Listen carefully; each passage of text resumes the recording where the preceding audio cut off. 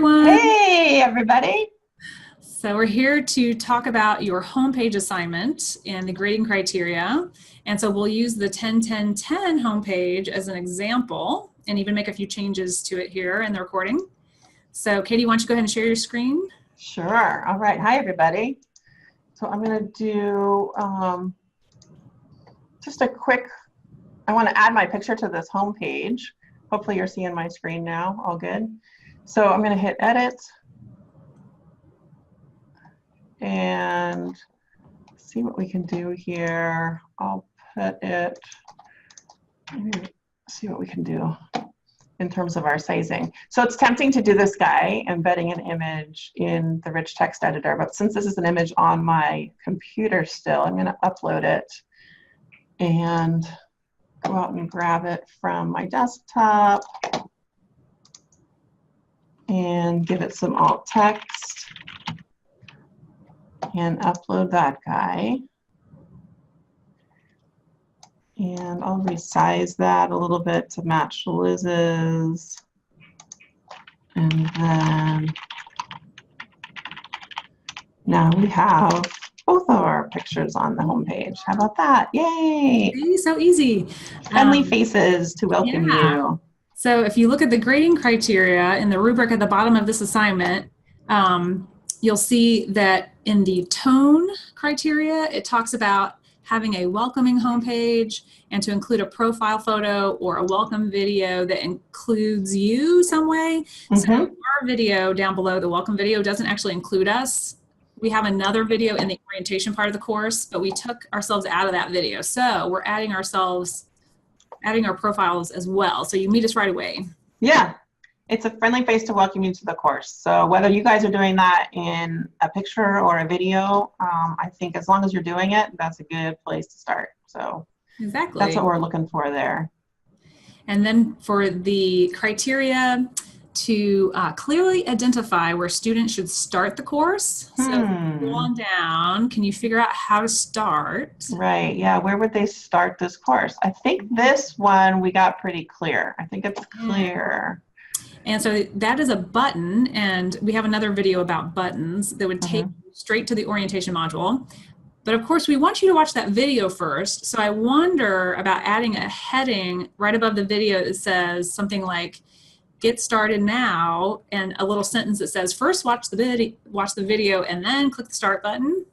Yeah, that could probably be a little bit more clear, right? Because we want them to do two things. We want them to start first by starting and hitting the start button, but we're also telling them to watch the video. So we could maybe be more clearly about, start by watching the video and then click the start button. Yeah. However we want to word that. But yeah, we probably have a little room for improvement to clarify that, I think. Yeah.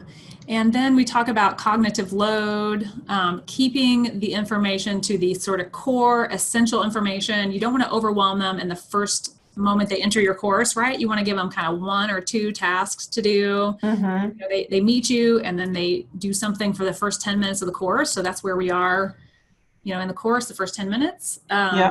So keep it essential, right? Keep it essential. Yeah, I think that's really tricky because there's so much that we want to say to our students when they're starting the course. Like, oh, I want them to know this and I want them to know that. But really at this moment in time, like when they're on the homepage, what's essential for them to know? That we welcome them to the course, these are the steps for getting started and here's how to get there. All the other stuff, there will be a good time to share that other information with them when they need it. Right now, that information might distract them from the stuff that they really have to know right now. So I think it can be tricky to kind of tease that apart, but once you do, it really provides for some clear navigation. Right.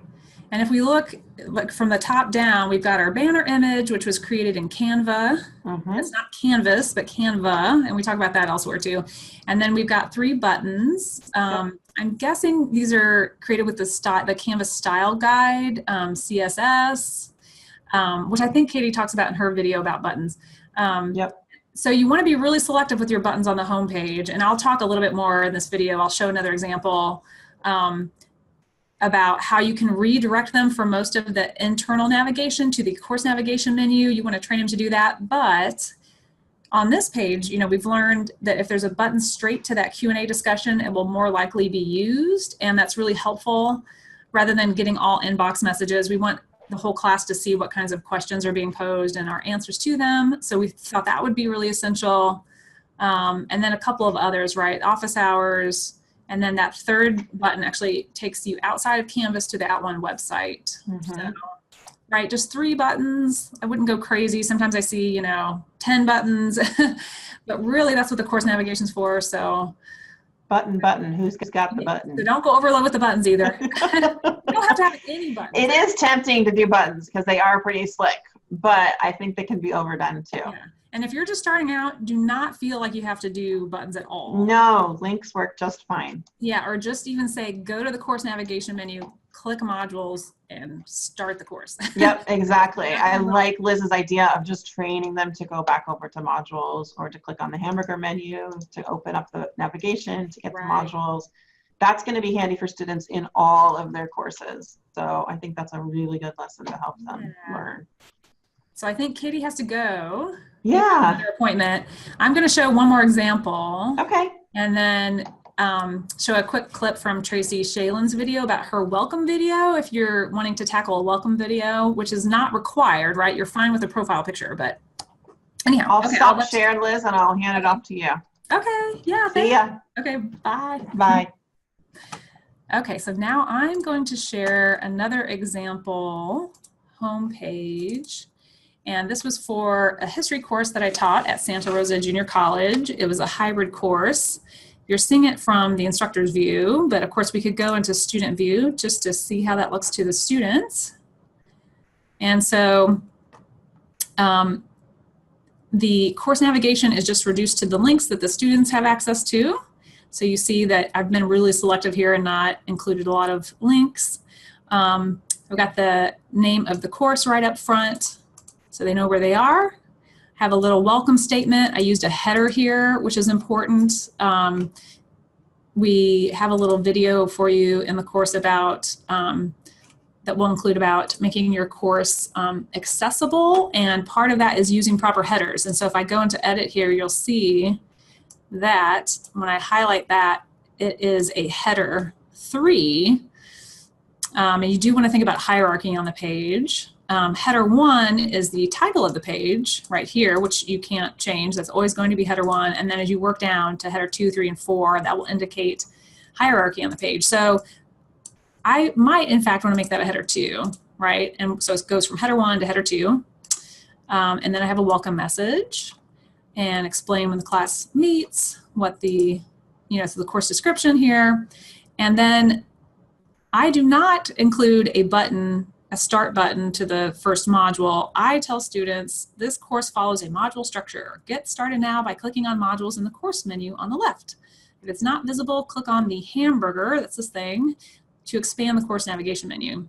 So I wanted them to learn how to use Canvas to navigate Canvas, so that's why I direct them to the navigation menu. Here again, I might want to change this to a header 2. Here I introduce myself with a profile picture, tell them how they can contact me. So every time they come into my course, that information is right there. They don't have to dig around for it. I ask them to use Canvas Conversations, also known as the inbox, and I link out. So this is a link out to the Canvas student guide explaining how they use the inbox, which I think is important. So if they don't know, they click that link, they go out, and in fact, I can save this so that you can see what happens, right? So they will click here, and it takes them out to the Canvas student guides for how to use conversations. I also include my email address and talk about office hours, which again, this header here is probably not really in the correct hierarchy. So let's go back and change that to a header 2. So really, there are no subheaders on this page. Well, maybe the campus map. So this is directing them to my office. So that kind of has to do with office hours. So why don't we call that a header 3? So now we've got a subheader under office hours header. That's a header 3. And in fact, I include a image of, this is a Google map of how to get to my office for office hours. Of course, if you're teaching a fully online class, you need remote office hours, but this was hybrid. And I even link out to an interactive Google map of the campus where they can click around and see the floors of buildings, which is amazing. And of course, I have a fun little image here as a history class. So these are women in 1920s clothes, you know, just to kind of get them interested in the course right off the bat. And let's see now. I think that's all I really had in mind to show you. So I'm going to next insert a clip of an interview with Tracy Shalin, who teaches at Southwestern College. She shares her welcome video that's on her homepage, and she doesn't talk about the homepage itself so much, but she talks about the purpose of that welcome video. So if you're ready to tackle a welcome video, if you're brand new to recording, we recommend screencast-o-matic.com. You can do a free recording. There are other tools as well, but think about the purpose of that welcome video as Tracy discusses it. Thanks for watching.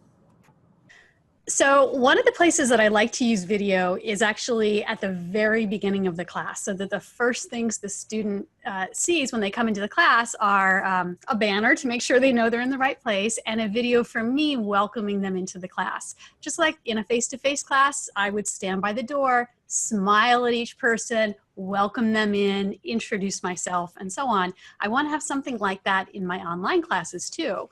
So this page has a banner, a little text welcome, and then I have a video welcome to the class as well. And you'll notice this one uses green screen because you will probably figure out that I'm not actually where it looks like I am.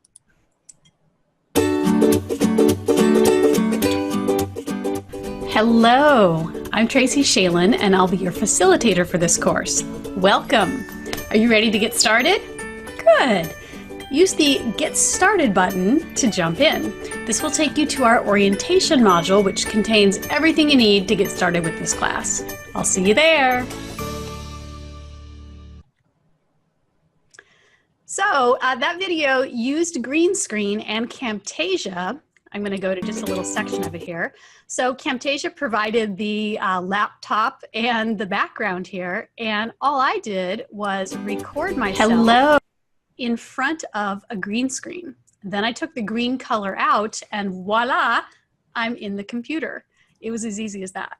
Yeah, and that is fun. So it'll just put them at ease. Hey, this is going to be a fun class. Now I know what to do. Right. And now I can feel a little bit more comfortable because I can see and hear the person who's going to be in charge of my experience and in charge of my grade. So I think a lot of students, particularly those who are new to online learning, are a little nervous when they get started because they have no idea what they're getting into. So I want to make that first entry into the class as friendly and humanized as possible. So yes. Video is a great way to do that, and green screen just adds a little fun to it. Right. You seem very approachable. I like it. Phew. Okay, that's the goal. Excellent.